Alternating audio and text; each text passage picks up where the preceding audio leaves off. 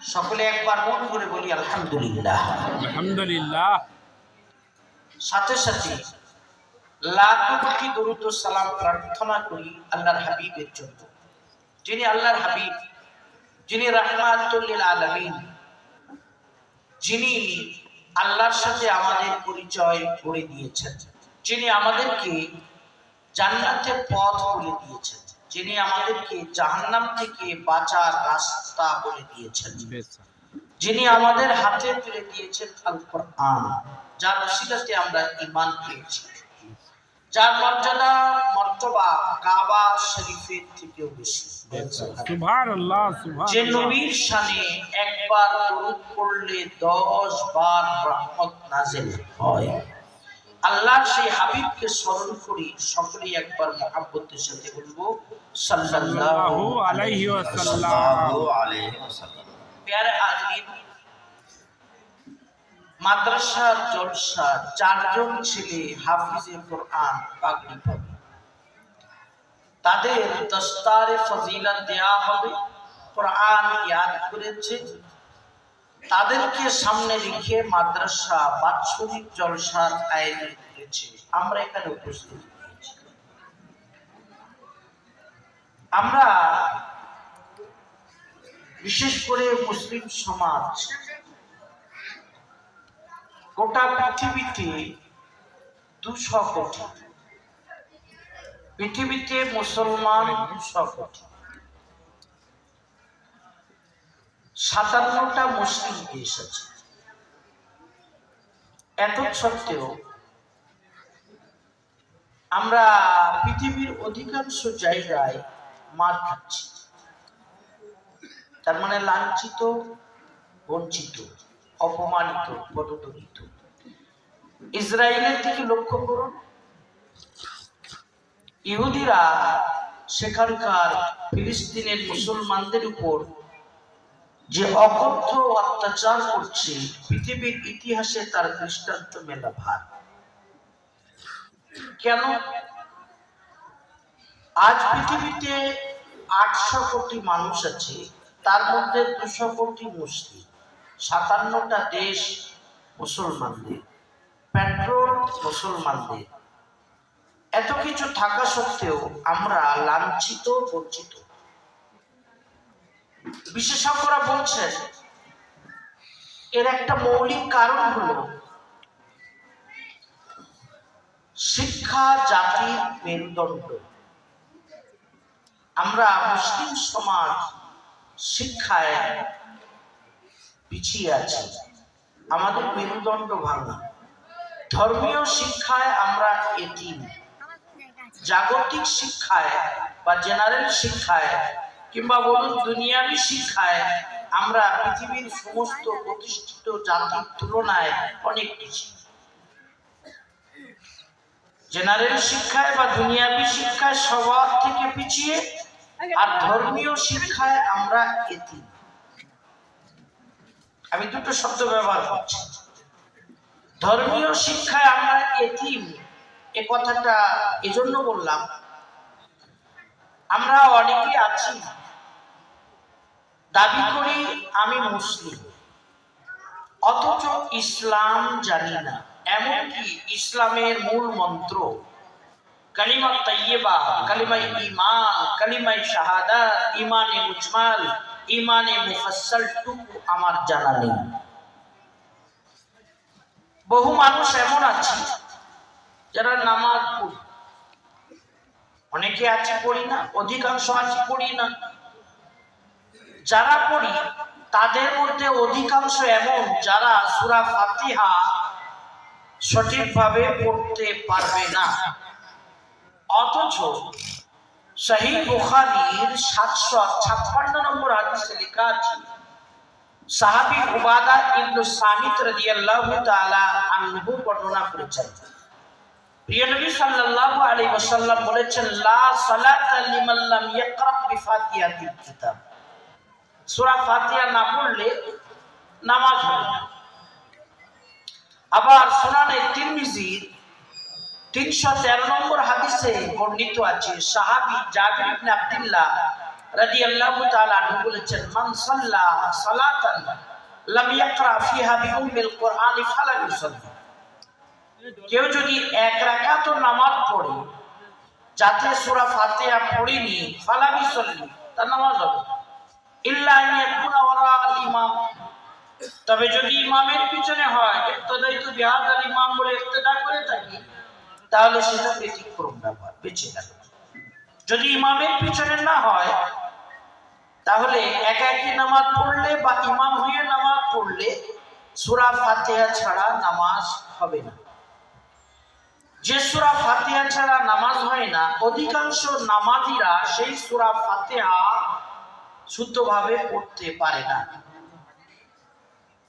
যেহেতু আমি বলেছি আমরা মুসলিমরা ধর্মীয় শিক্ষায় এটি, তাই আলোচনা করছি।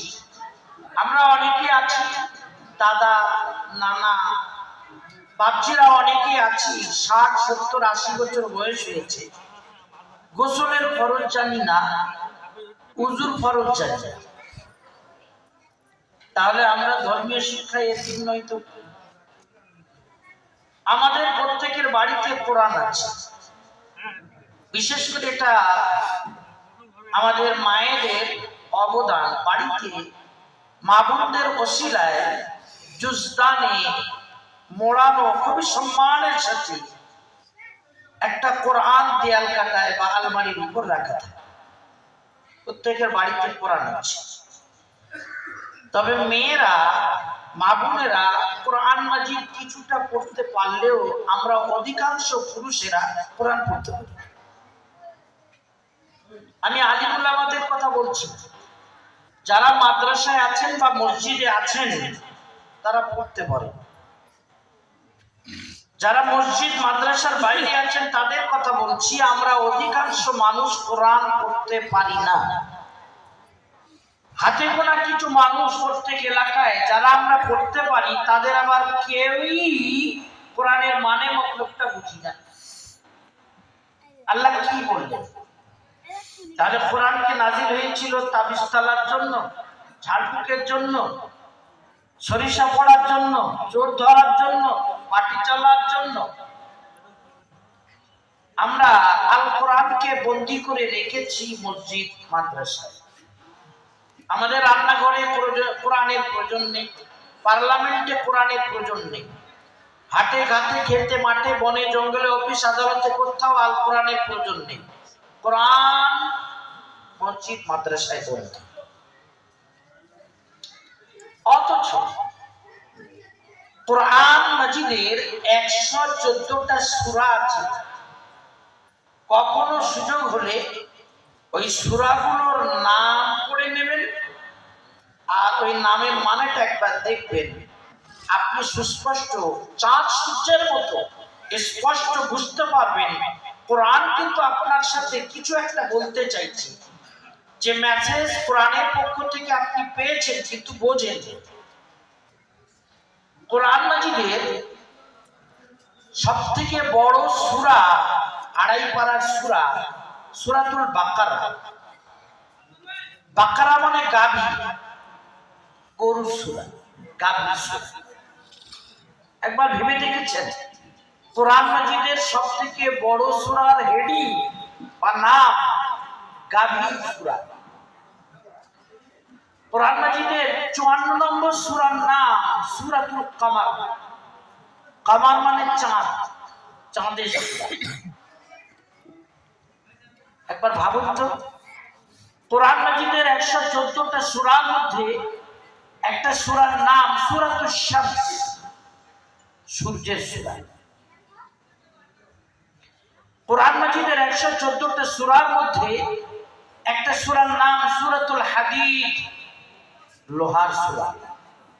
লোহা,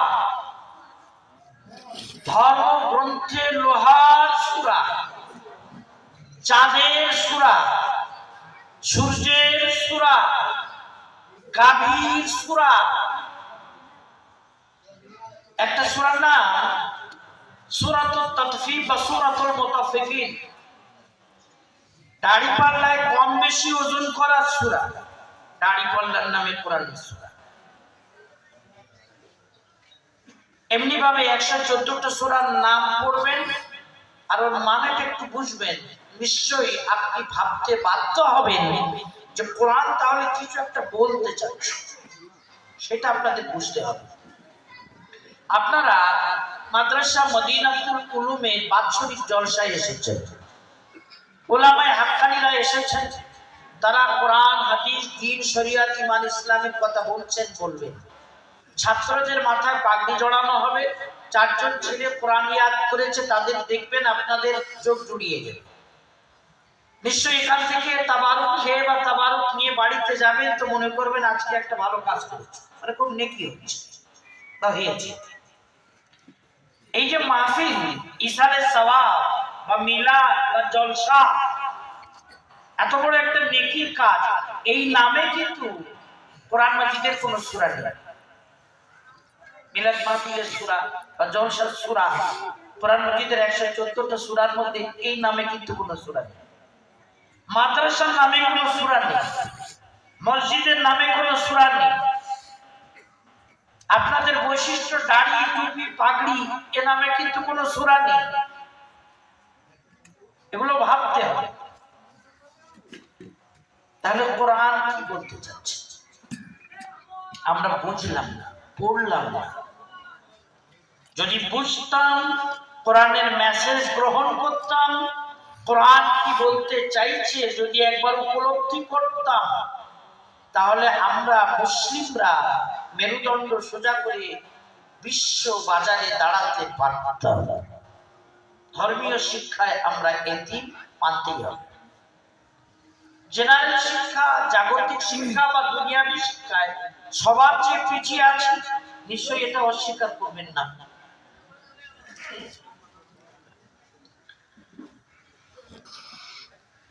আজ ফিলিস্তিনের মুসলমানদের উপরে যে নির্মম অত্যাচার করছে ইহুদ জাতি,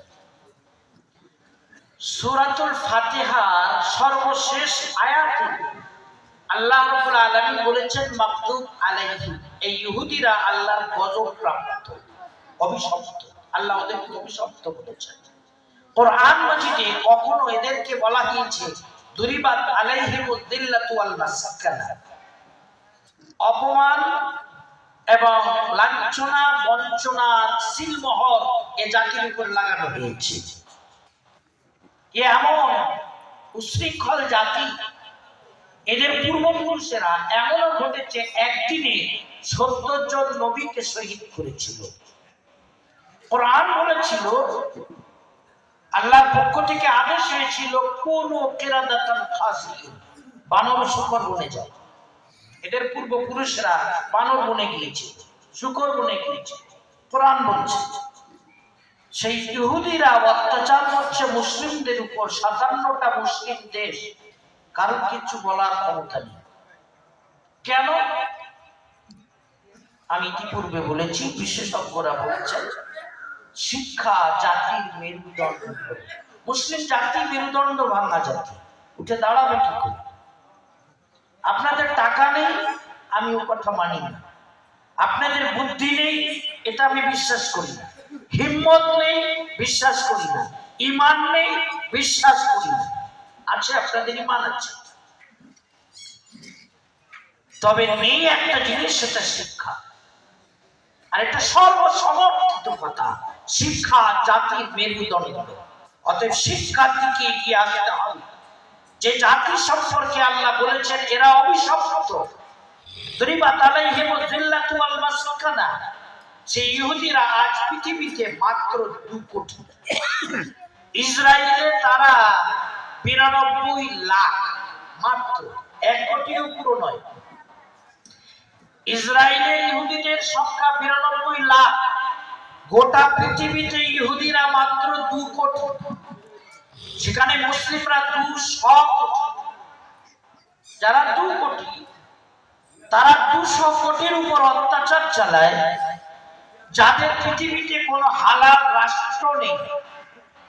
ইসরায়েল এটা হারাম রাষ্ট্র, তাদের এখনো স্বীকৃতি পায়নি। যে ইহুদিদের পৃথিবীতে একটাও রাষ্ট্র নেই, সেই ইহুদিদের বিরুদ্ধে 57টা মুসলিম রাষ্ট্রের মালিক যারা, তারা কিছু বলতে পারছে না। কেন? ওদের শিক্ষা আছে, আপনি অস্বীকার করতে পারবেন না। 2 কোটি ইহুদি, একজনও পাবেন না অশিক্ষিত। মুসলিমদের মতো অশিক্ষিত ইহুদি একজনও পাবেন না। ইসরায়েলে বাস করে 92 লাখ, প্রত্যেকেই শীর্ষ পর্যায়ের শিক্ষিত। টেকনোলজি তাদের আছে, প্রযুক্তি তাদের আছে, শ্রম সাধন করার ক্ষমতা তাদের আছে। শিক্ষার মাধ্যমে গোটা পৃথিবীটাকে ওই 2 কোটি ইহুদি নিয়ন্ত্রণ করছে। মোবাইল তাদের, স্পেস স্টেশন তাদের, কম্পিউটার তাদের, উড়োজাহাজ তাদের, মঙ্গল গ্রহ পাড়ি দেওয়ার চিন্তাধারা তাদের। আপনাদের কি চিন্তা ভাবনা আছে? কোন একটা আবিষ্কারের দিকে ইশারা করে বলুন, আপনারা মুসলিমরা কি করেছেন? ধর্মীয় শিক্ষায় এতিম, জাগতিক শিক্ষায় সবার থেকে পিছিয়ে। পক্ষান্তরে ইহুদিরা মাত্র 2 কোটি, ইসরায়েলে বসবাস করে 92 লাখ। তারা শিক্ষার মাধ্যমে গোটা পৃথিবীটাকে এমন ভাবে নিয়ন্ত্রণ করেছে। আজকের তারিখে আপনি আপনার বাড়িতে কোন চালের ভাত দিয়ে দুপুরের খানা খেলেন বা রাতে খানাটা খাচ্ছেন, ইহুদিদের কাছে তার ডেটা সংরক্ষিত। আমি কোনো গল্প করতে আসি, আমি মিডিয়ার মানুষ, আপনাদের অনেকে জানা আছে। আমাদের একটা চ্যানেল আছে আবে হায়াত মিডিয়া, আলহামদুলিল্লাহ 44টা দেশে দেখা হয়, 14 কোটির বেশি ভিউয়ার্স আছে। মিডিয়া সম্পর্কে আমি জানি, আমি দায়িত্ব নিয়ে বলছি। আপনারা কে কোথায় থাকেন, কোন মানসিকতা, আপনাদের পূর্ণাঙ্গ ডেটা, পূর্ণাঙ্গ বিবরণ, পূর্ণাঙ্গ রিপোর্ট তাদের স্টুডিওতে জমা থাকে। আমাদের ভিডিও দেখার পর তারা আমাদের কাছে যে রিপোর্ট পাঠায়, আমাদের স্টুডিওতে যেগুলো ফেরত দেয়, তাই দেখে আমরা অবাক হয়ে যাই। কি বললাম, কিভাবে বললাম, প্রত্যেকটা কথা এরা কোথায় বসে ওজন করে, কতগুলো লাইক হলো, কতগুলো শেয়ার হলো, কতগুলো কমেন্ট হলো, মানুষেরা কিভাবে নিল, কোন কথাটার ভিতরে কি দুর্বলতা আছে, সব লিখে পাঠাচ্ছে। কোন কোন দেশে দেখছে, কারা দেখছে, কতক্ষণ দেখছে, কিভাবে নিচ্ছে, সব আমাদেরকে ফেরত দিচ্ছে। আপনারা নিশ্চয়ই লক্ষ্য করেছেন, ইউটিউবে বা মোবাইল সামনে রেখে যখন আপনারা কোনো একটা ভিডিও দেখেন, উদাহরণস্বরূপ সিনেমা দেখেছেন, কি গান শুনেছেন, কি কোনো হুজুরের বয়ান, বক্তৃতা, তেলাওয়াত বা কোনো শিল্পীর গজল শুনেছেন, কি উলঙ্গ ছবি দেখেছেন, কিছু একটা করেছেন, দেখবেন একটা দেখার পর ঠিক ওই জাতীয় ভিডিও আপনার সামনে আসছে। আপনি কার্টুন দেখেছেন, তো তারপরে কার্টুন পাঠাচ্ছে। যদি বিশ্বাস না হয়, এতটুকু কথা খেয়াল করে দেখবেন, গোড়ায় বসে ওরা সব লক্ষ্য করছে। যেই আপনি একটা উলঙ্গ ছবি দেখছেন, সাথে সাথে ওদের স্টুডিওর সংবাদ চলে যাচ্ছে, এই মানুষটা নেকড়ে ছবি দেখতে ভালোবাসে, সুতরাং একে কই দাও। কে গজল শুনতে ভালোবাসে, কি তেরাত শুনতে ভালোবাসে, কি কার্টুন দেখতে ভালোবাসে, সাথে সাথে সেই যে পাঠিয়ে দিচ্ছে। গোটা পৃথিবী কিভাবে তারা নিয়ন্ত্রণ করেছে। কখনো কখনো করোনা কালীন আমরা কিছু ভিডিও আপলোড করেছিলাম, এদিকে আপলোড করলাম, পাবলিশ হলো, অমনি উপর থেকে সংবাদ এলো, আপনি আপনার এই ভিডিওর মধ্যে বিশ্ব স্বাস্থ্য সংস্থার নিয়মের খেলাপ এই কাজটা করেছেন, সুতরাং আপনার ভিডিওটা ডিলিট করে দেওয়া হবে। একটা ভিডিও আপলোড করলাম, তো বললেন যে আপনার এই ভিডিওটা একটা কুসংস্কার। মানে আমরা একটা হাদিস পেশ করেছিলাম যে যদি এই আমলটা করা হয়, সকাল সন্ধ্যা নামাজের পরে এই দোয়াটা পড়া হয়, তো বিশ্বনবী সাল্লাল্লাহু আলাইহি সাল্লাম বলে গেছেন কোন মহামারী আপনাকে স্পর্শ পর্যন্ত করতে পারবে না। বলে সুবহানাল্লাহ। আমরা সেটা ভিডিও আকারে পেশ করেছিলাম, অমনি উপর থেকে সংবাদ দিল এটা একটা কুসংস্কার। সুতরাং ইউটিউব সংস্থা থেকে আপনার ভিডিওটাকে ডিলিট করা হবে। কয়েক লক্ষ যার ফলোয়ার্স পাওয়া গিয়েছিল, মানুষেরা দেখেছিল, শেয়ার হয়েছিল, অমনি কয়েক মিনিটের মধ্যেই সেটাকে ডিলিট করে দেওয়া হবে। এই চ্যানেলগুলো নিয়ন্ত্রণ করে কারা? ইউটিউব কাদের, ফেসবুক কাদের, গুগল কাদের, এসব তারা নিয়ন্ত্রণ করছে। তারা সব সংবাদ রাখে, কোথায় আছেন, কি করছেন, কিভাবে চলছেন। আপনি আজকেরটা ভাবছেন, তারা 500 বছর আগের দুনিয়ায় বাস করছে। তারা ভবিষ্যৎ নিয়ে, ফিউচার নিয়ে ভাবছে। তাদের কাছে শিক্ষা আছে, আমাদের কাছে শিক্ষা নেই। সুতরাং শিক্ষার চাবুকে তারা এমন ভাবে গোটা পৃথিবীটা দখল করেছে, নৌকা যেমন পানি ছাড়া চলতে পারে না, আজকের তারিখে আপনি ইহুদি খ্রিস্টান ছাড়া চলতে পারবেন না। আমি দাবি করছি না, বরং দাবির পিছনে দলিলও আছে। একটা উদাহরণ আপনাদের কাছে পেশ করি। এই যে মোবাইল, এটা তাদের আবিষ্কার। ইউটিউব তাদের, ফেসবুক তাদের, গুগল তাদের, ইন্টারনেট তাদের। তো আপনি একজন মুসলিম, মোবাইল নিয়ে তাদের জিনিসকে আপনি ব্যবহার করছেন। আপনি বড় নেককার, পরেশগার, আল্লাহওয়ালা। আপনি এতে গান শোনেন না, সিনেমা দেখেন না, উলঙ্গ ছবি পিছনে পড়েন না, কার্টুন দেখেন না। আপনি খুব ভালো মানুষ, হাজি সাহেব, দিনদার, মাওলানা সাহেব, হুজুর সাহেব, পীর সাহেব। আপনি কেরাত শোনেন, গজল শোনেন, ওয়াজ শোনেন। আপনি মনে করছেন যে আমি পানিতে আছি, শরীর ভিজলো না, আগুনের পাশে বসে আছি, তবে শরীর গরম হচ্ছে না। এত বড় কেরামতি দেখানেওয়ালা সাধু, সন্ন্যাসী, কি মুসলিম, হুজুর, পীর মনে করছেন আপনি। ভুল ভুল সিদ্ধান্ত। আপনি নিজের সম্পর্কে সুধারণায় ভুগছেন। আপনি নিজের অজান্তে ইহুদি খ্রিস্টানদের গোলামি করছেন। জানেন? জানেন? আমি দাবি করেছি, আজকের তারিখে ইহুদি খ্রিস্টান ছাড়া আপনি চলতে পারবেন না।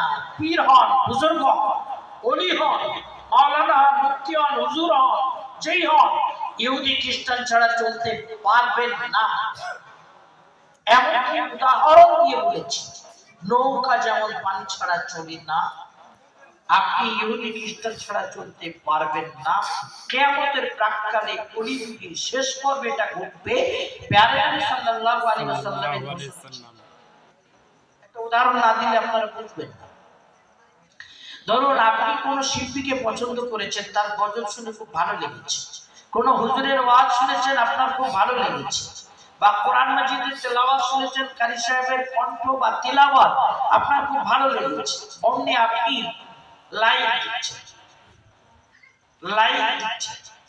আমাদের যুবকরা জানে, বাপজিরা হয়তো অনেকেই জানেন না লাইক কি। আমাদের ভিডিওগুলোতে, ওটা সব ভিডিওতে ইউটিউবাররা বলেন please like, comment, share. Like করতে হয়, একটু হাত লাগিয়ে দিলেন, তার মানে আপনি এটা পছন্দ করেছেন, ভিডিওটার মান বেড়ে গেছে। শয়তানদের কাছে স্টুডিও এই ভিডিও সম্পর্কে আপনার সমর্থন পৌঁছে গেছে যে আপনার এই ভিডিওটা পছন্দ হচ্ছে মানুষের কাছে। যারা নিয়ন্ত্রণ করছে ওদের কাছে এটা পৌঁছে যায়। আচ্ছা, আপনি দেখবেন যখন কোন কেরাত, গজল বা ওয়াজ নসিহতে আপনি লাইক দেবেন, অমনি সাথে সাথে একটা খেলা ওঠে। যুবকদের বলছি, যুবকরা দেখেছো না এরকম কেলামত ওঠে? তো থামস আপ যা দোকানে বিক্রি হয় ওটাও ঠিক এরকম খেলা দেয়া আছে। এটা হলো ইহুদিদের সালাম। এটা হলো ইহুদিদের সালাম। আপনাদের কারোর সাথে সাক্ষাৎ হলে যেমন সম্ভাষণ হয়, কুশল বিনিময় হয়, সালাম বিনিময় হয়, আসসালামু আলাইকুম, ইহুদিদের সালাম হচ্ছে থামস আপ।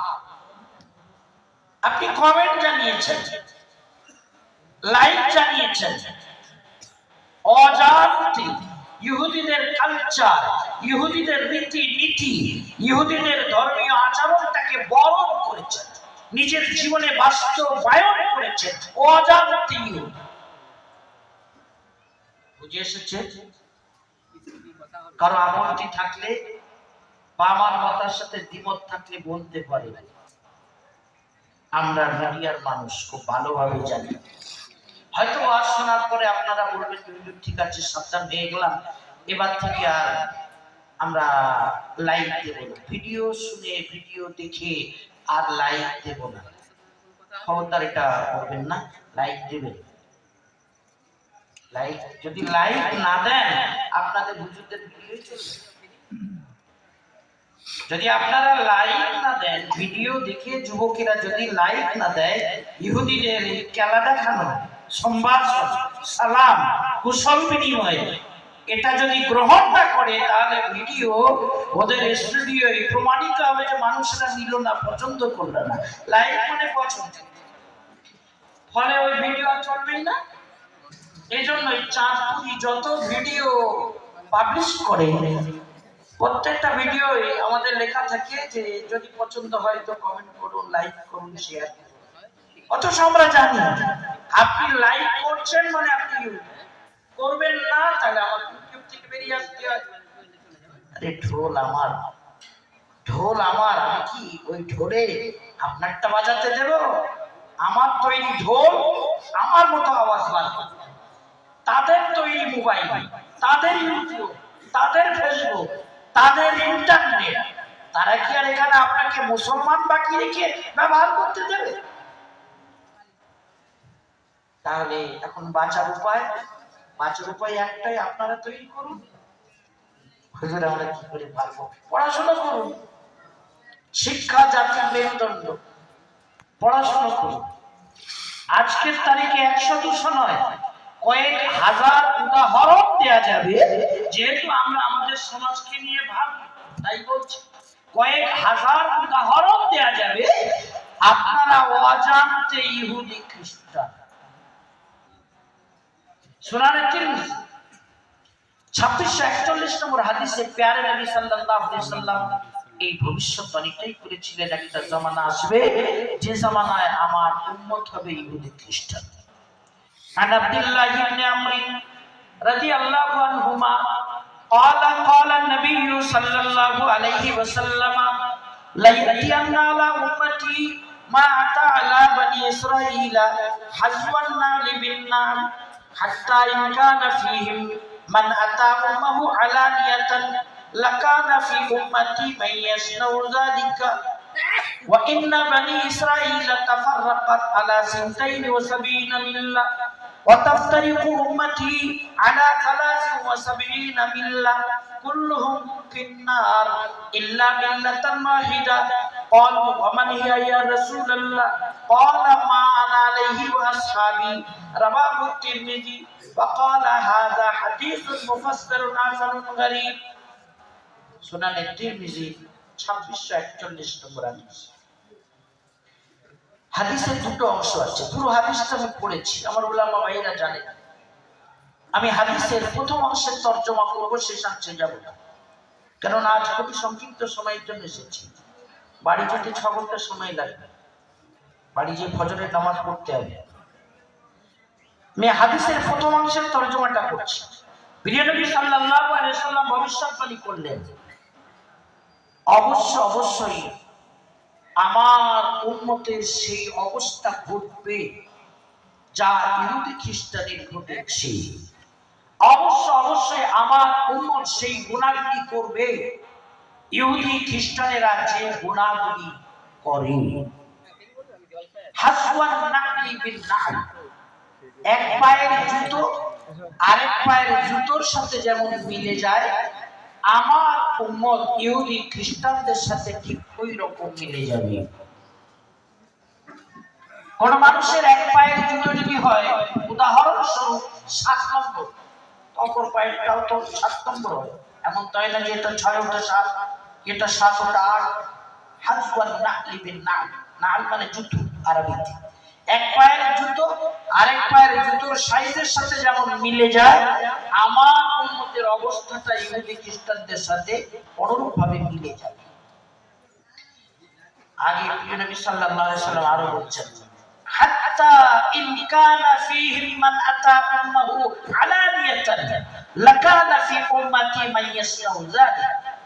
এমনকি আমি রাসূলুল্লাহ বলছি, ইহুদি খ্রিস্টানদের মাঝে এমন কোন হতভাগা যদি পয়দা হয়ে থাকে, যে ব্যক্তি নিজের গর্ভধারিণী মায়ের সাথে জিনা করেছে, ব্যভিচার করেছে, আলানিয়াতান খোলাখুলি জনসমক্ষে, তো আমার উম্মতেও এমন কোন হতভাগা পয়দা হবে যে হতভাগা মানুষটি এই গুনাহটা করবে, নিজের গর্ভধারিণী মায়ের সাথে জিনা করবে রাস্তায় দাঁড়িয়ে।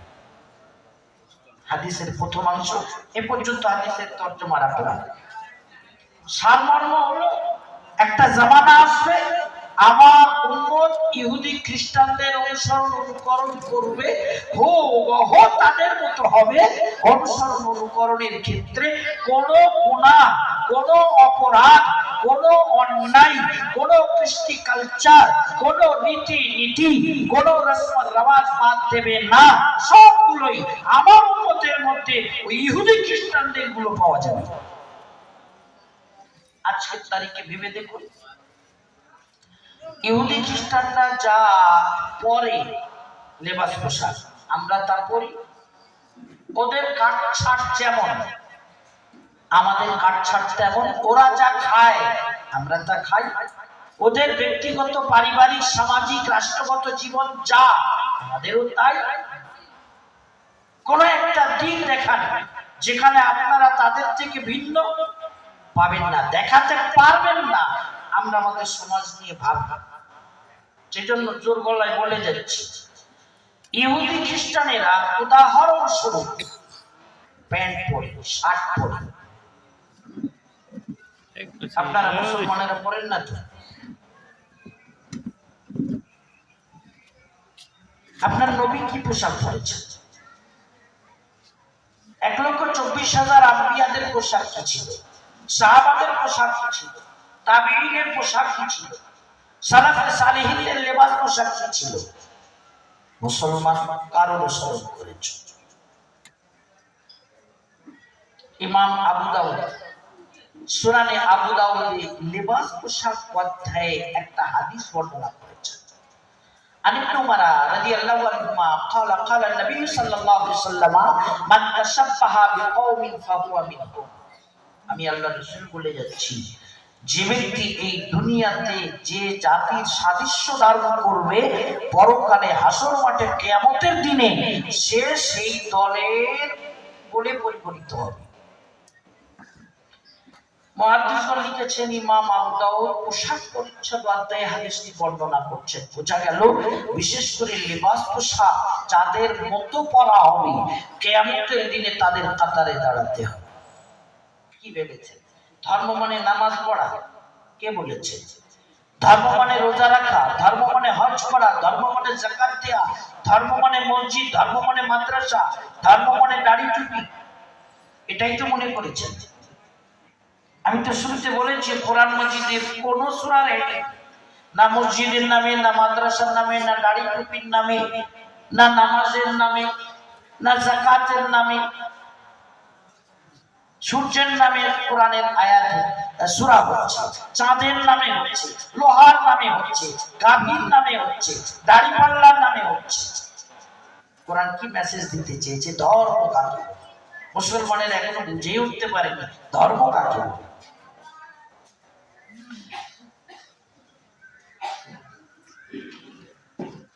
মানুষের জীবনের সমস্ত কর্মগুলোই ধর্ম, যদি সেটা ইসলামের দৃষ্টিভঙ্গিতে বলছি। মানুষের জীবনের সমস্ত কর্মগুলোই ধর্ম, যদি সেটা আল্লাহ এবং আল্লাহর রাসূলের বলা নিয়মে হয়। তো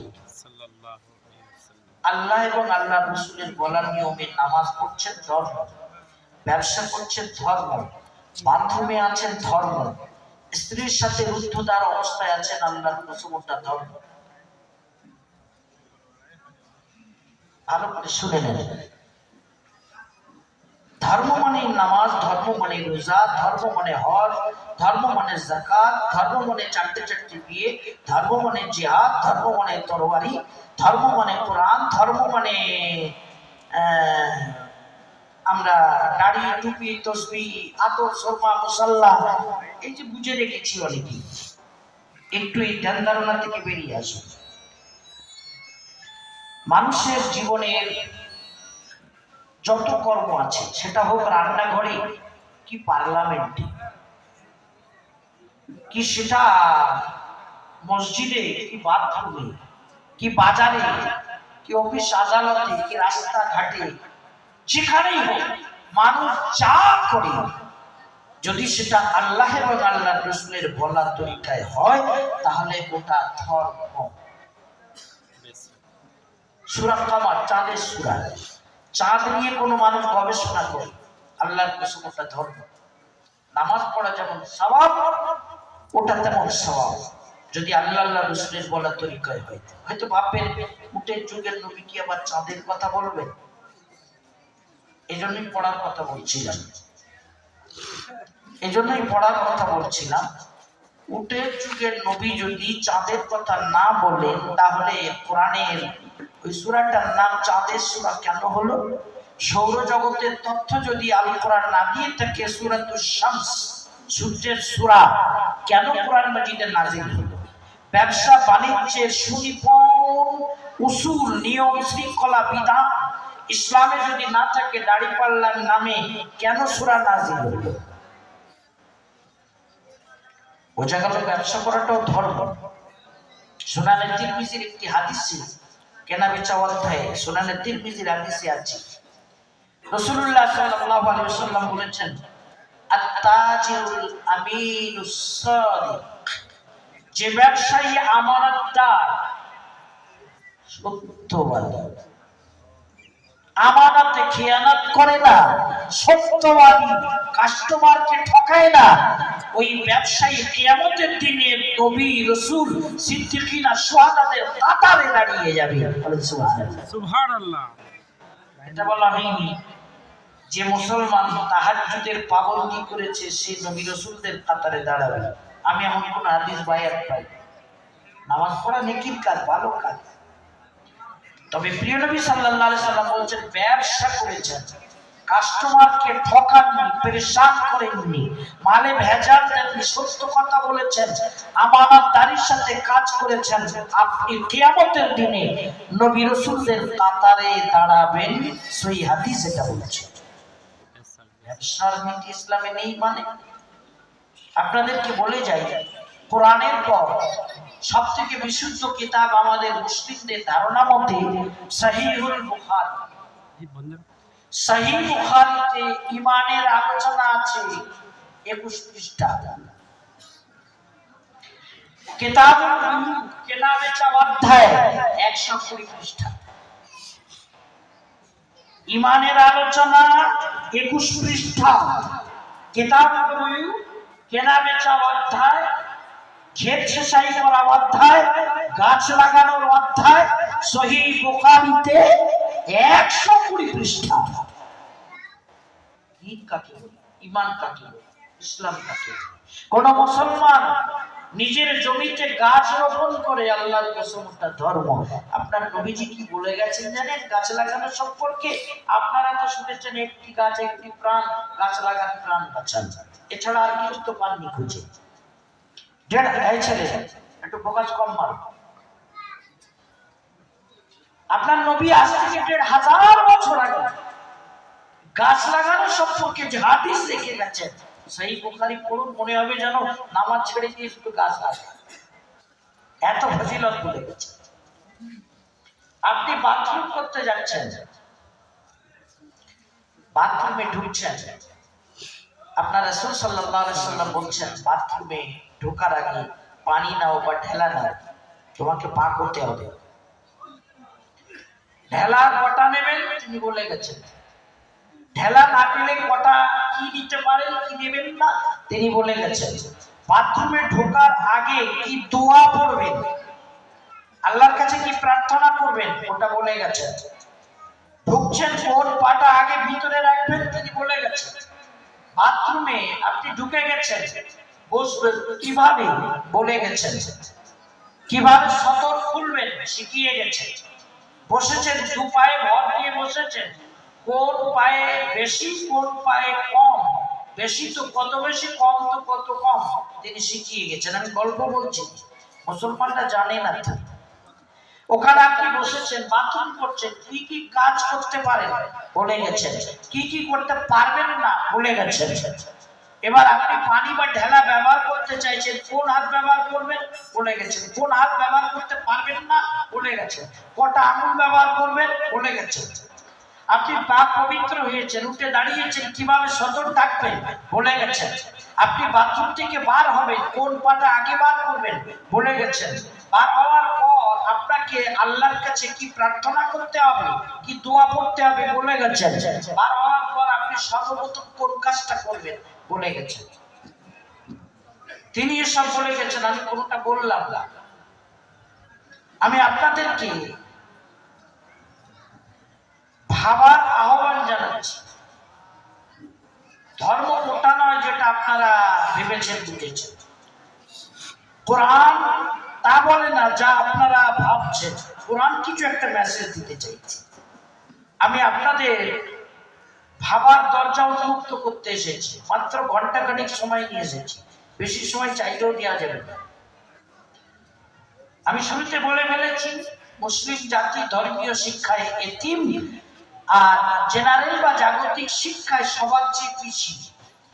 যেহেতু এই কথাটা বলে অপরাধ করেছি, তাই আমাকে এতটা গলাবাজি করতে হচ্ছে। একটা বাথরুম করবেন নবীওয়ালা তরিকায়, মুসলমান কজন জানেন? রাসূল সাল্লাল্লাহু আলাইহি সাল্লাম এমন তথ্য রেখে গেছেন, আজকের তারিখে বিজ্ঞান জগৎ তার বাইরে নতুন কিছু পেশ করতে পারে না। অবাক!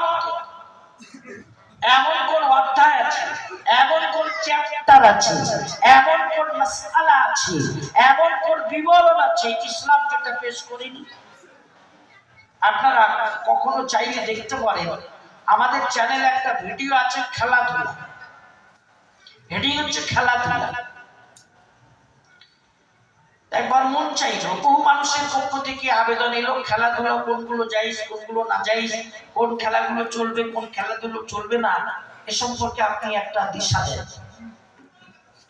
তা আমি প্রথমে ভাবলাম যে নবী, উনি তো নবী রাসূলুল্লাহ, উনি আবার খেলাধুলোর কথা বলবেন?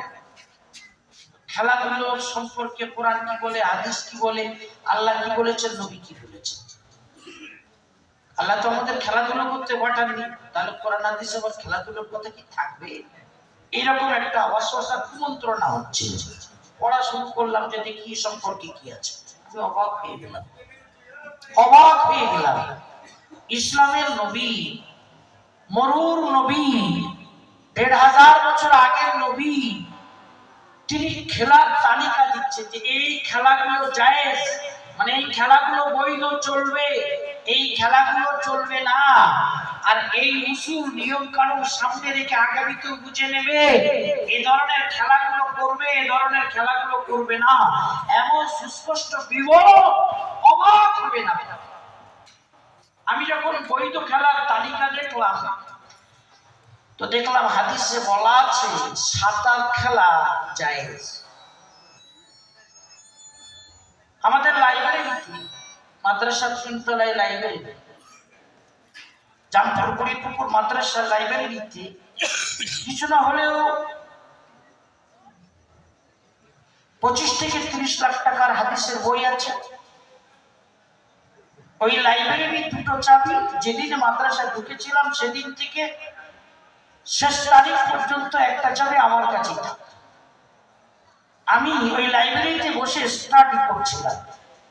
হাদিস যখন সামনে এলো, আমি অবাক হলাম, নীরব নিথর হয়ে বসে থাকলাম যে সেই মরুর নবী আজ গোটা আরবে কোথাও না পুকুর, না নদী, না জলাশয়, আজকের তারিখেও পানি আরবদের কাছে একটা আজব জিনিস।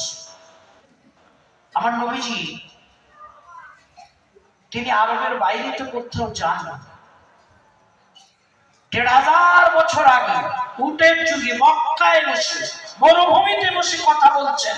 তিনি বললেন সাঁতার খেলাটাও জায়েজ।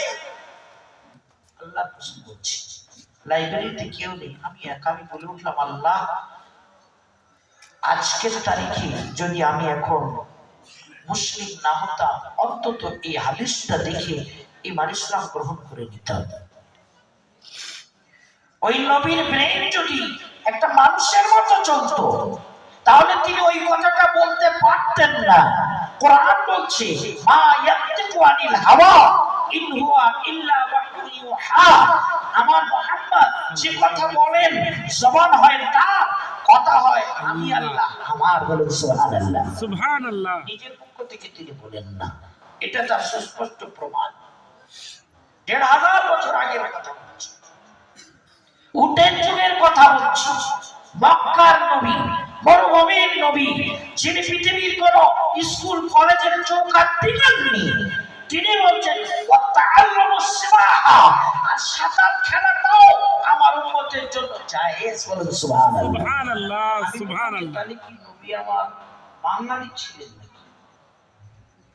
আমি তো বুখারী শরীফের ক্লাসে, সুনানে তিরমিজির ক্লাসে ওযু গোসলের আলোচনা এলে ছাত্রদেরকে বলতাম, প্রথম দিনে মনে রেখো, পানির মাসআলা বা পানির হাদিসগুলো তোমাদের খুব বেশি বুঝিয়ে আসবে না, যেন প্রশ্ন করো না। কেননা আমরা বাঙালিরা হলাম জলহস্ত। গোসল করতে আমাদের কয়েক বালতি পানি লাগে। ওখানে যখন বলবো প্রিয় নবী সাল্লাল্লাহু আলাইহি ওয়াসাল্লাম মাত্র ৮০০ গ্রাম পানিতে উযু করে নিতেন, ১৬০০ গ্রাম পানিতে তিনি গোসল সেরে নিতেন, তখন বললে হবে না, কি করে সম্ভব? আরে জলহস্তির বুঝে আসবে মরুভূমির মাসআলা। উযু গোসলের বিবরণে ছাত্রদেরকে আমি আগে থেকেই বলে দিই যে বাঙালি জাতি জলহস্তি। সুতরাং পানির যে মশলাগুলো আসছে, আরবের নবী কথা বলবেন সেই হিসাবে বুঝো। সেখানে পানি মানে আজব ব্যাপার। কল বদলে পেট্রোল বার হয়, পানি কিনে খেতে হয়। আজকের তারিখে যারা হজরা করতে গেছেন তারা নিশ্চয়ই দেখেছেন, ওখানে উযু করতে গেলে উযুর নল থেকে সরকারি সিস্টেমে যে পানি বার হয় মোড়া দেওয়ার পর, শেষ পর্যায়ে নল খুলে দিলেও যা পানি বার হয়, উদাহরণ দিলে আবার খারাপ মনে করবে অনেকে, সেজন্য উদাহরণটা দিলাম না। মানে অনেকক্ষণ ধরে রাখলে অল্প একটু পানি পড়বে, তাই দিয়ে বাঙালি ঘষাঘষি করে, মানে হাত ধুতে পারে না, মুখ ধুতে পারে, এত অল্প পানি বার। তা আজও পানির এত সংকট। তো সেই মরুর নবী ১৫০০ বছর আগে মক্কায় বসে বলছেন ওয়াতাআল্লামুস সিবাহা, সাঁতার খেলাটাও জায়েজ। সাঁতারের দিকে তার ব্রেন গেল কি করে? তিনি কি বাঙালি নবী নাকি? বোঝা গেল তিনি যে টাওয়ার থেকে কথা বলছেন, ও টাওয়ারটা হলো আরশে মুআল্লা। লাউহে মাহফুজ থেকে তার কথা আসছে, যে লাউহে মাহফুজের স্যাটেলাইটে সব হাজির। এমন সংবিধান, এমন কথা, এমন রীতিনীতি, এমন কোরআন ও সুন্নাহ যা কিয়ামতের সকাল পর্যন্ত মানুষের সামনে মেরুদণ্ড খাড়া করে দাঁড়িয়ে থাকবে। কোরআন ও সুন্নাহর আলোকে পার্লামেন্ট চলতে পারে, রান্নাঘর চলতে পারে, হাট বাজার চলতে পারে, মসজিদ চলতে পারে, বাথরুমও চলতে পারে। সবকিছু মানুষের ব্যক্তিগত, পারিবারিক, সামাজিক, রাষ্ট্রগত, বিশ্বগত জীবনের এমন কোনো অধ্যায় নেই, এমন কোনো বিভাগ নেই, এমন কোনো চ্যাপ্টার নেই যে সম্পর্কে কোরআন হাদিসে আল্লাহ রাসূল বিশদ বিবরণ পেশ করেননি। পড়ার অভাব, জানার অভাব, বোঝার অভাব। এই জন্য শুরুতে বলেছি আমরা ধর্মীয় শিক্ষায় এতিম, জেনারেল শিক্ষায় সবার চেয়ে মেরুদণ্ড ভাঙা জাতি মার খাচ্ছে। মার খাওয়ার আর কি কারণ হতে পারে? অতএব মাদ্রাসার জলসায় আমরা এসেছি শিক্ষার দিকে ধাবিত হই। ইহুদি খ্রিস্টানদের কৃষ্টি কালচার ছাড়। আমি মাঝখানে বলতে যে অন্যদিকে চলে এসেছি, ইহুদি খ্রিস্টানদের বেশভূষা আমাদের মধ্যে এসেছে। ইহুদি খ্রিস্টানদের কাঠ ছাড়া ওরা দাড়ি রাখে না, আমরা দাড়ি রাখলাম না। ওরা খুব বড় রাখে, আমাদের খুব বড়। ওদের মাথার চুল কাটার বিভিন্ন ইহুদি খ্রিস্টানওয়ালা স্টাইল, আমাদের যুবকদের সেই স্টাইল। ফতোয়া মনিরা নিবে যুবকেরা। আমি মোহাম্মদ নাসিরউদ্দিন চাঁদপুর ফতোয়া প্র্যাকটিস করেছি, এবং ভারত উপমহাদেশের যিনি সব থেকে বড় মুফতি আজকের তারিখে, তার খাস শাগরেদ ফতোয়ার বিষয়ে আমি মোহাম্মদ চাঁদপুর পাক্কা কথা বলছি। ইহুদি খ্রিস্টানদের তরিকায় চুল কেটেছেন, কানের দিকে ছোট ছোট, কানের দিকে ছোট ছোট, মাঝখানে বড়। মাদ্রাসার ছেলেরাও কাটে ইহুদি খ্রিস্টানদের তরিকা। সেলুনে যান, পিছনে যেগুলো ছবি দেওয়া থাকে, আবার কিছু কিছু ছবি আছে চুল কাটার পরে কাঁচি দিয়ে পথ বার করে, রাস্তা তৈরি করে, যুবকদের খুব ভালো লাগে।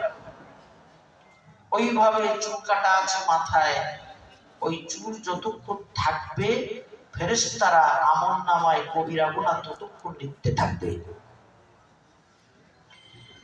হ্যাঁ, নবীওয়ালা কিছু ছাড় আছে, মুসলমানের ছেলেরা ছাড় পড়িনি। স্টেজ থেকে আলোচনা হয় না। আমার রাসূলের 3 রকম ছাড় ছিল। ইমাম তিরমিজি শামাইল তিরমিজিতে লিখেছেন অফরা, লিম্মা, জুম্মা। শব্দটিতে প্রথম শুনেছেন নিশ্চয়। 3 রকমের ছাড়, নবীওয়ালা ছাড়, সুন্নতি ছাড়। সুন্নত তরিকায় মাথায় চুল রেখেছেন, আপনার মাথায় ওই সুন্নতি চুল যতক্ষণ আছে ফেরেশতারা আপনার আমলনামায় সুন্নতের উপর আমল করার সওয়াব লিখতে থাকবে। সুবহানাল্লাহ, সুবহানাল্লাহ। কাটছাটে হয়ে গেছি আমরা ইহুদি, লেবাস পোশাকে হয়ে গেছি ইহুদি, খাওয়া দাওয়ায় আমরা ইহুদি খ্রিস্টান। আমাদের যুবকেরা, যুব মহলদের বলছি, খৈনি, গুটখা, ত্রিঙ্গা, শিকড়, যেগুলো না হলে বাথরুম ক্লিয়ার হয় না, এগুলো কাদের? এগুলো কি? ফতোয়ার পরিভাষায় তাহরিমে, তাহরিম মানে হারাম। মদ যেমন হারাম, মাদক দ্রব্যের যাবতীয় নেশাও তেমন হারাম। আম্মা জান সালামা রাদিয়াল্লাহু তাআলা আনহা বলেছেন, মুসনাদ আহমদ শরীফের হাদিস, নাহা রাসূলুল্লাহ সাল্লাল্লাহু আলাইহি সাল্লাম আন কুল্লি মুসকিরিন ওয়া মুফতিরিন। নবী সাল্লাল্লাহু আলাইহি সাল্লাম প্রত্যেক মদ এবং মাদক দ্রব্য যা ব্যবহার করলে মানুষের অঙ্গ নষ্ট হয়, শিথিল হয়, ক্যান্সার হয়, প্যারে নবী সাল্লাল্লাহু আলাইহি সাল্লাম ওই সমস্ত মাদক দ্রব্যগুলোকে নিষিদ্ধ করেছেন, হারাম ঘোষণা করেছেন। এক মুসলিম মুদিখানার দোকানদার বলছিলেন, হুজুর, আমাদের দোকান চলে তো এই গুটখা, ত্রিঙ্গা, খৈনি থেকেই আমাদের ব্যবসাটা দাঁড়িয়ে আছে, অন্যান্য মালে আমাদের তত বেশি কিছু হয় না। সপ্তাহখানি আগের কথা বলছিলাম। ওটা মুসলিম এলাকা, তাদের দোকান, ওটা দোকানে ঝুলছে এইসব মাদক দ্রব্যগুলো। আমরা দাঁড়িয়ে আছি এক দোকানে, দেখলাম ছোট ছোট বাচ্চারা এসে নিয়ে যাচ্ছে। আমরা ওগুলো দেখি, ফলো করি, আফসোস করি, সমাজের অবস্থাটা। মাদক দ্রব্য সেবন করা, সরকার কি বলছে, দেশ কি বলছে, বিশেষজ্ঞরা কি বলছেন, স্বাস্থ্যবিজ্ঞানীরা কি বলছেন, ওটা আলাদা জেনে নেবেন। তবে শরীয়তের আলোকে ওটা হারাম, নিষিদ্ধ। আপনারা মনে করেন নামাজ পড়াটা ইবাদত, রোজা রাখা ইবাদত, হজ করা ইবাদত, যাকাত দেয়া ইবাদত, টুপি দাড়ি ইবাদত, তাসবিহ, তেলাওয়াত, জিকির ফিকির ইবাদত। আমি বলছি শরীয়তের দুটো দিক, একটা হলো করণীয় আর একটা হলো বর্জনীয়। যেখানে করণীয় চ্যাপ্টার আসবে সেখানে হাদিসে বলা আছে যে যতদূর সম্ভব হয় করো। তবে বর্জনীয় চ্যাপ্টার যখন আসে তখন রাসূলুল্লাহ সাল্লাল্লাহু আলাইহি ওয়াসাল্লাম বলেছেন, আমি যখন কোনো কিছু থেকে নিষেধ করব তোমরা সেটা বর্জন করো। ওখানে বলেন যতদূর সম্ভব হয় বর্জন করো, জিনা করো না, যতদূর সম্ভব হয় বর্জন করো না। কোরআন হাদিস বলছে জিনার ধারে বাড়ে যেও না, মাদক দ্রব্যের ধারে বাড়ে যেও না, সুদ, ঘুষ, লটারি কাটা, বিয়েতে পণ নেয়া, ধারে বাড়ে যেও না, হারাম। ইয়া আইয়ুহাল্লাযীনা আমানু, এই ঈমানদারেরা, কোরআন চিৎকার করে বলছে, ইন্নামাল খামরু ওয়াল মাইসির ওয়াল আনসাব ওয়াল আসলাম রিজসুম মিন আমালিশ শাইতান ফাজতানিবুহু। মদ, জুয়া, লটারি রিজসুম নাপাক কাজ, ফাজতানিবুহু পরহেজ করো, তোমরা সফলতা পাবে। সুদ, ঘুষ, লটারি, কোন দেশ কোন সরকার অনুমোদন দিল না দিল তাদের ব্যাপার, শরীয়তের অনুমতি দেয় না। সুদখোর সমাজে রক্ত শোষণ করছে, লটারির পয়সা হারাম, সুদের পয়সা হারাম, ঘুষের পয়সা হারাম। এমনকি আমার একটা ফতোয়ার বই আছে, নতুন যুগের ফতোয়া, জানি না আজকে বইটা পাবেন কিনা, আমাদের ড্রাইভার বলতে পারবে। দিনের বেলা জলসা ছিল, সেখানে অনেক কিতাব নিয়ে নিয়েছে মানুষেরা। এই ফতোয়ার বইটি একটা হেডিং আছে পণ প্রথা। ওখানে লেখা আছে, বেশ্যা মেয়ের রাতের অন্ধকারের ইনকাম যেমন হারাম, তেমনি মেয়ের বাবার কাছ থেকে যে পণটা নেন, না দিলে আপনি বিয়েতে রাজি হচ্ছেন না যুবক, এই জন্য যে পণটা মেয়ের বাবার কাছ থেকে নেওয়া হয় বেশ্যা মেয়ের ইনকামের মতো, ওটা হারাম। এটাই ফতোয়া। খবরদার, যুবকদের বলছি পণ নেবেন না। অভিভাবকদেরকে বলছি, বিনা পণেই ছেলেদেরকে বিয়ে দেবেন। ঘুষ নেবেন না, সুদে জড়াবেন না, লটারি কাটবেন না, মদ খাবেন না, মাদক দ্রব্য যেগুলো চলে, অনেকে হয়তো পকেটে নিয়ে বসে আছেন, ওগুলো বর্জন করুন। খবরদার, যদি বাঁচতে চান, যদি সমাজকে বাঁচাতে চান, যদি আল্লাহর প্রতি বিশ্বাস থাকে, আখিরাতের প্রতি যদি ঈমান থাকে, আজকের এই ধর্মীয় জলসা থেকে এই প্রতিজ্ঞা করুন, আমরা সব কিছু বর্জন করব। বলুন ইনশাআল্লাহ। ইনশাআল্লাহ। ইনশাআল্লাহ। ইনশাআল্লাহ। হাত তুলে দেখি কারা রাজি আছে। মাশাআল্লাহ, আল্লাহ কবুল করুন, তৌফিক দান করুন। যুবকদেরকে বলছি, খৈনি, গুটখা, ত্রিকা, শিখর যেগুলো আছে ছেড়ে দাও, ছেড়ে দাও। আমি মোহাম্মদ নাসিরউদ্দিন চাঁদপুর, কখনো যদি খুব টেনশনে পড়ি, খুব ব্যস্ততায় থাকি, মন হালকা করার প্রয়োজন হয়, বছরে এক একবার আগে একটু মিষ্টি পান খেতাম। মিষ্টি পান, তামাক ছাড়া। যখন থেকে মিডিয়া এসেছে, সেও আবার খাওয়ার তৌফিক হয় না। মিডিয়া এসেছে তখন একটু আবার ভিন্ন ভাবেই চলতে হয়। দাঁত হলুদ হয়ে যাবে, মুখ লাল হয়ে যাবে, অনেকে আবার কমেন্ট করে বলবি আবার খৈনি কোন হুজুর নাকি, খেয়াল রাখতে হবে, সেও আসলে হয় না। তো আমরা মরে গেছি, আমরা সবকিছু ধারে বাড়ি যাই না। আলহামদুলিল্লাহ, কি হয়েছে, কি অসুবিধা আছে? অনেকেই অনেক জায়গায় গিয়ে হুজুর একটু পান খাবে, হুজুর একটু খাবে, হুজুর একটু রাখো, কি দরকার আছে? নিজেকে নিয়ে ভাবুন না। তামাক ক্যান্সারের কারণ হয়, কে না জানে? আচ্ছা, ওই যে পাতার উপর পড়ে থাকি গুল খৈনি, ওতে আবার কাঁকড়া বিছে বিছে এখনো থাকে না।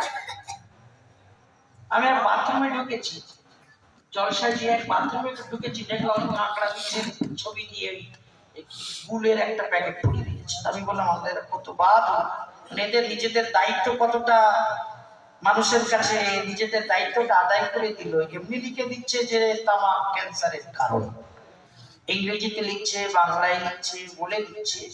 আবার হয়তো কেউ পড়ে না, জানে না, টিপসই ছাড়া কিছু বোঝে না, তো কাঁকড়া বিছে আর কি নিজেদের দায়িত্ব। এই ছেলে, তোমাকে বললাম ওটা বন্ধ করে প্রকাশ করে না, তোমাকে বলছি। তারা নিজেদের দায়িত্ব কমপ্লিট করে দিল যে আমি কোম্পানি তৈরি করছি বটে, তবে আমি নিজে নিষেধ করছি, খেও না। এরপর আমরা বুঝি না, সেজন্য আপনি যদি নিজের জীবন যৌবনের উপরে দয়া করে নিজের সমাজকে প্রতিষ্ঠিত করতে চান, নিজের আগামী প্রজন্মের মুখ উজ্জ্বল করতে চান, তাহলে ওগুলো বর্জন করুন। সুদ ব্যাজে জড়াবেন না, হালাল পথে থাকবেন, মানুষকে ধোঁকা দেবেন না, মানুষের খেদমত করবেন, এবং যদি দোকানদার হন কাস্টমারকে পরেশান করবেন না, মালে ভেজাল দেবেন না, কাউকে গালি দেবেন না, অন্যায় পথে চলবেন না, সৎভাবে সরলভাবে জীবনযাপন করুন। আপনার ধর্ম কিন্তু আপনাকে এটাই শিক্ষা দিয়েছে। মুসলমান সেই ব্যক্তি যার হাত দ্বারা, পা দ্বারা, অঙ্গ প্রত্যঙ্গ দ্বারা আল্লাহর সৃষ্টি নিরাপদে থাকে। মুমিন সেই ব্যক্তি যার প্রতিবেশী তার থেকে নিরাপদে থাকে, হোক সে হিন্দু কি, জৈন কি, খ্রিস্টান কি, ইহুদি কি, মুসলমান, জাতি ধর্ম বর্ণ নির্বিশেষে যার প্রতিবেশী তার থেকে নিরাপদে আছে, সেই মুমিন, সেই মুসলিম। এটা রাসূলুল্লাহ সাল্লাল্লাহু আলাইহি ওয়াসাল্লামের শিক্ষা। কথা দীর্ঘায়িত করব না, আমাদের ছেলেরা পাগড়ি পরে, ছেলেদেরকে ডেকে নিয়ে আসবো। আমি শুরুতে কোরআন মাজিদের আয়াত পড়েছিলাম, তর্জমা করার সুযোগ হলো না। আমাদের সবার বাড়িতে কোরআন আছে। কোরআন মাজিদের প্রথম সূরা সূরাতুল ফাতিহা, 7টা আয়াত। ফাতিহা মানে ভূমিকা, ওটা কোরআনের ভূমিকা, যেমন প্রত্যেক কিতাবের ভূমিকা থাকে, তো সূরা ফাতিহা কোরআন মাজিদের ভূমিকা। তারপর যে প্রথম সূরা শুরু হচ্ছে, ওই প্রথম সূরার 3টে আয়াত আমি পড়েছি। আল্লাহ তাআলা বলেছেন আলিফ লাম মিম, এটা প্রথম আয়াত। এই আয়াতের তর্জমা কেউ জানে না। বিশ্ববিখ্যাত তাফসীরে জালালাইনে লেখা আছে আল্লাহু আলাম বিমুরাদিহি বিযালিকা। আলিফ লাম মিম মানে কি? আল্লাহ মানে। আমরা বিশ্বাস করি এটা আল্লাহর কালাম। আলিফ পড়লে 10টা নেকি, লাম পড়লে 10টা নেকি, মিম পড়লে 10টা নেকি, আলিফ লাম মিম তেলাওয়াত করলে 30টা নেকি। বলেন সুবহানাল্লাহ। সুনানে তিরমিজি 2910 নম্বর হাদিসে কথা লেখা আছে, কোরআন মাজিদের একটা অক্ষর পড়লে 10টা নেকি। ওই হাদিসে বলা আছে আলিফ লাম মিম, আলিফ একটা অক্ষর, লাম একটা অক্ষর, মিম একটা অক্ষর, সুতরাং আলিফ লাম মিম পড়লে 30টা নেকি। আল্লাহ কেন নাজিল করলেন আমরা আমাদের ক্লাসে আলোচনা করি, কোনো তর্জমা মানে মতলব কেউ বোঝে না, কেন নাজিল করলেন এর নগদ একটা জবাব বলছি, না বুঝেও ওটা কালামুল্লাহ, আল্লাহ যা বলেছেন আমি না বুঝে বিশ্বাস করে দিলাম, এটা একটা ঈমান।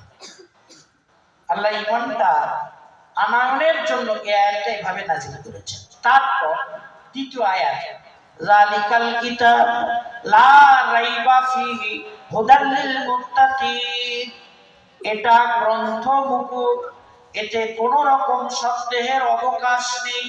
বলেন সুবহানাল্লাহ। সুবহানাল্লাহ, সুবহানাল্লাহ। কোরআন মাজিদের প্রথম যে আয়াতের তরজমা হচ্ছে কি তরজমা? যালিকাল কিতাবু লা রাইবা ফিহি, এই গ্রন্থ মুকুটে কোনো সন্দেহের অবকাশ নেই।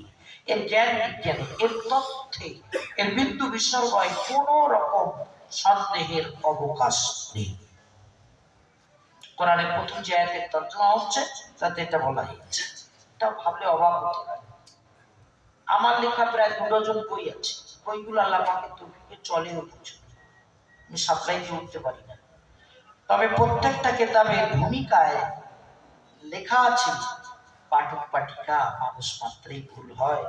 বইয়ের ভিতরে যদি বড় সড়ো কোনো ভুল থাকে জানিয়ে দিয়ে বাধিত করবেন, ছোট মোটো ভুল থাকলে ক্ষমাসুন্দর দৃষ্টিতে দেখবেন। বিভিন্ন শব্দ বাক্যে এটা লেখা আছে, আর প্রত্যেকটি লেখক এ কথা লেখেন, লিখতে বাধ্য।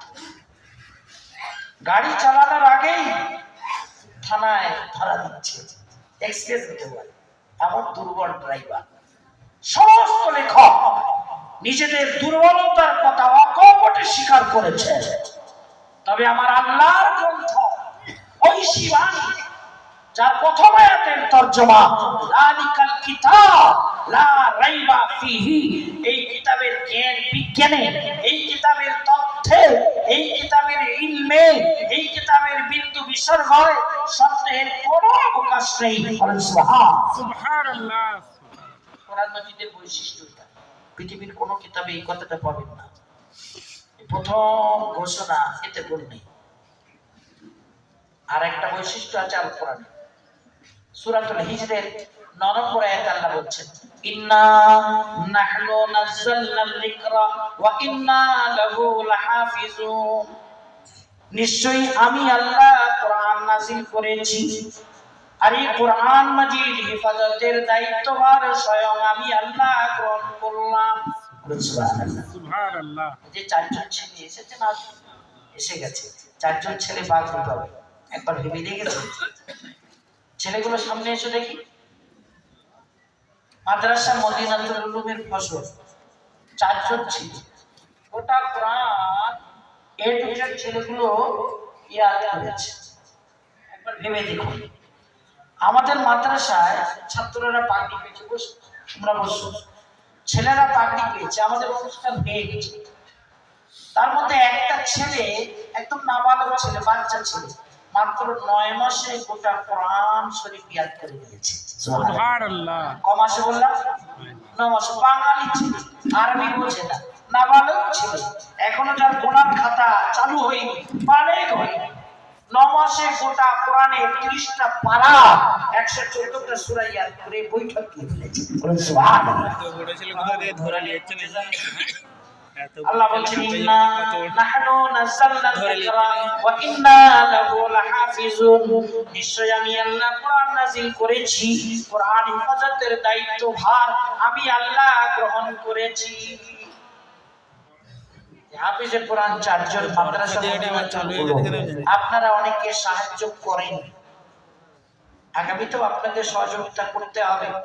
সহযোগিতা করেননি তো মাদ্রাসা এত বড় হলো কিভাবে? মাদ্রাসা চলছে, আগামীতেও চলবে, আরো বড় হবে। তা আপনাদের সহযোগিতার ফসল গোটা কোরআন শুরু থেকে শেষ পর্যন্ত এক জায়গায় বসে শুনিয়ে দেয় কি যাতাই কথা। আর এইরকম হাফিজে কোরআন একজন দুজন নয়, 100-200 নাই, লক্ষ লক্ষ হাফিজে কোরআন যেদিন কোরআন নাজিল হয়েছে সেদিন থেকে নিয়ে আজ পর্যন্ত ধারাবাহিক ভাবে প্রত্যেক জামানায় কোরআনের হাফেজ লক্ষ লক্ষ ছিল, আছে, কিয়ামত পর্যন্ত থাকবে। বলুন ইনশাআল্লাহ। আল্লাহ। আল্লাহ বলছেন, আমি নাজিল করেছি, আমি হেফাজত করব। যদি কোন সরকার পৃথিবীর সমস্ত কোরআনগুলোকে মসজিদ থেকে, মাদ্রাসা থেকে, লাইব্রেরি থেকে নিয়ে পুড়িয়ে ছাই করে দেয় বা সমুদ্রে ডুবিয়ে দেয়, কোরআন বিলুপ্ত হবে। মাদ্রাসা মদিনাতুল উলুমের চারজনের একজন যদি জীবিত থাকে, কোরআনটা আবার লিখতে পারবে না? পারবে। কোরআন জীবিত।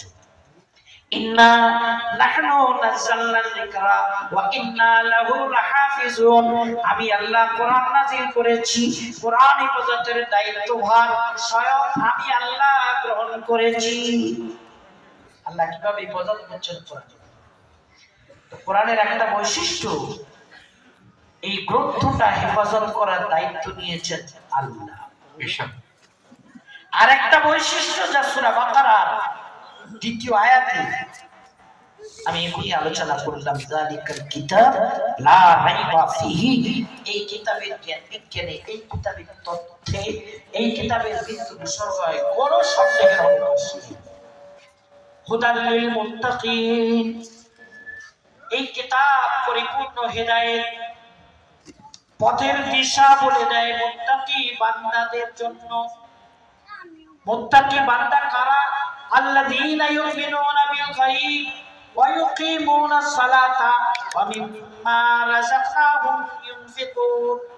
মুত্তাকি বলতে তারা যারা অদৃশ্যকে বিশ্বাস করে, না দেখে যারা বিশ্বাস করে, যারা নামাজ কায়েম করে, যারা আল্লাহর দেয়া রিজিক থেকে যাকাত দেয়, দান খয়রাত করে। আল্লাযীনা ইউমিনুনা বিল গায়ব, যারা অদৃশ্যকে বিশ্বাস করে, ঈমান বিল গায়ব যাদের আছে, না দেখে বিশ্বাস করে। তার মানে আমানতু বিল্লাহি ওয়া মালাইকাতিহি ওয়া কুতুবিহি ওয়া রুসুলিহি ওয়াল ইয়াউমিল আখিরি ওয়াল কদরি খাইরিহি ওয়া শাররিহি মিনাল্লাহি তাআলা ওয়াল বাসি বাদাল মাউত। যারা বলে আমি আল্লাহর প্রতি ঈমান এনেছি অথচ আল্লাহকে দেখিনি, ওয়া মালাইকাতিহি, আল্লাহর ফেরেশতাদেরকে বিশ্বাস করেছি অথচ তাদেরকে দেখিনি, ওয়া কুতুবিহি, আল্লাহ যত কিতাব নাযিল করেছেন বিশ্বাস করলাম, অথচ কিতাব নাযিল হতে দেখিনি। ওয়া রাসূলিহি, যত নবী রাসূল এসেছেন তাদেরকেও মেনে নিলাম, অথচ তাদের কাউকে দেখিনি। ঈমান বিল গায়ব। ওয়াল কদরি খাইরিহি ওয়া শাররিহি মিনাল্লাহি তাআলা, ভালো মন্দ যা কিছু ঘটে আমার আল্লাহর পক্ষ থেকে ভাগ্যে লেখা আছে, ভাগ্যের লেখাটাই ঘটে, অথচ দেখিনি। ওয়াল ইয়াউমিল আখির, আরেকদিন কিয়ামত হবে, শেষ দিবস আসবে, সব ধ্বংস হবে, বিশ্বাস করলাম, অথচ দেখিনি। ওয়াল বাসি বাদাল মাউত, আর মৃত্যুর পরে একদিন কবর থেকে উঠতে হবে, আল্লাহর সামনে দাঁড়াতে হবে, বিচারের কাঠগড়ায় নেকি বদির হিসাব হবে, তারপরে জান্নাত কিংবা জাহান্নাম বিশ্বাস করলাম। এগুলো ঈমান বিল গায়ব। আল্লাযীনা ইউমিনুনা বিল গায়ব, যাদের অদৃশ্যের প্রতি বিশ্বাস। ওয়া ইউকিমুনাস সালাতা, যারা নামাজ কায়েম করে। ওয়া মিম্মা রাযাকনাহুম ইউনফিকুন, আর আমি আল্লাহ তাদেরকে যে রিজিক দিয়েছি, অর্থ দিয়েছি, তারা সেই রিজিক থেকে, অর্থ থেকে আল্লাহর রাস্তায় খরচ করে। এরা হলো মুত্তাকি, কোরআন এদের জন্য হেদায়েত, কোরআন এদেরকে জান্নাতের পথ বলে দেয়। বলেন সুবহানাল্লাহ। সুবহানাল্লাহ। হাদিসের মধ্যেও ঠিক এই কথাটা বলা আছে। একটা হাদিস আমি শুরুতে পড়েছিলাম, শুধু তরজমা করছি। বুখারী মুসলিম শরীফের হাদিস, মিশকাত শরীফের 14 নম্বরে হাদিসটি লেখা আছে। সাইয়্যিদুনা আবু হুরায়রা রাদিয়াল্লাহু তাআলা আনহু বলেছেন, একদিন নবী সাল্লাল্লাহু আলাইহি সাল্লামের মজলিসে একজন বেদুইন, মানে গ্রাম্য সাহাবী এসেছেন।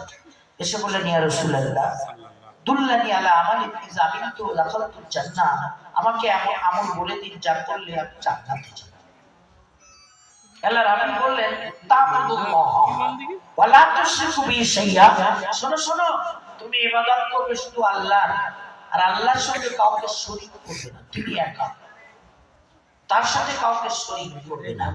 ইবাদত করবে আল্লাহ, রুকু করবে তার, সিজদা করবে তার, বালাবাস করতে তিনি, রোগ থেকে উদ্ধার করেন তিনি, সবকিছুর মালিক তিনি, একমাত্র তার ইবাদত করবে, তার সাথে কাউকে শরীক করবে না। ওয়াতুকিমু সালাতাল মাকতুবাতা, ফরজ নামাজের পাবন্দী করবে। ওয়াতুআদ্দিস যাকাতাল মাফরুজাতা, ফরজ যাকাত আদায় করবে। ওয়াতাসুমু রমাদান, আর রমজান মাস এলে রোজা রাখবে। বেদুইন সাহাবী বলছেন, ওয়াল্লাযী নাফসি বিয়াদিহি, ওই আল্লাহর কসম করে বলছি যার হাতে আমার প্রাণ, আল্লাহর হাবিব, আমি এই আমলগুলো করবই, কসম করে জবাব দিয়ে যাচ্ছি, এই আমলগুলোতে আমার কোনো ঘাটতি হবে না, এতে কোনো কম বেশি হবে না। ফালাম্মা ওয়াল্লা, যখন ওই সাহাবী চলে যাচ্ছেন, আল্লাহর হাবিব বললেন, মান সাররাহু আইয়ানদুরা ইলা রাজুলিন মিন আহলিল জান্নাহ ফালইয়ানদুর ইলা হাযা, আমার সাহাবারা, তোমরা যদি আল্লাহর জমিনে কোনো জান্নাতি দেখতে চাও, জান্নাতি দেখতে চাও, এই মানুষটিকে দেখে নাও। সুবহানাল্লাহ। যদি আল্লাহর জমিনে কোনো জান্নাতি দেখতে চাও, এই মানুষটিকে দেখে নাও। বুখারী মুসলিমের হাদিস। জান্নাতে যেতে চাইছেন, আল্লাহকে সন্তুষ্ট করতে চাইছেন, এই হচ্ছে তার পথ। কোরআন মাজিদে সূরা বাকারার প্রথম 3টি আয়াতের তরজমা বললাম, ব্যাখ্যায় আজকে আর গেলাম না, আল্লাহ চাইলে কখনো যাওয়া হবে। একটা হাদিস আপনাদের শুনিয়ে দিলাম, যে হাদিসটাকে শুরুতে পড়েছি, তরজমাটুকু বলেছি, আজকে আর ব্যাখ্যায় যাচ্ছি না, আল্লাহ চাইলে কোনোদিন কথা বলবো। আজকের মতো এ পর্যন্তই কথা ইতি করলাম। এবার আমাদের ছাত্রদের মাথায়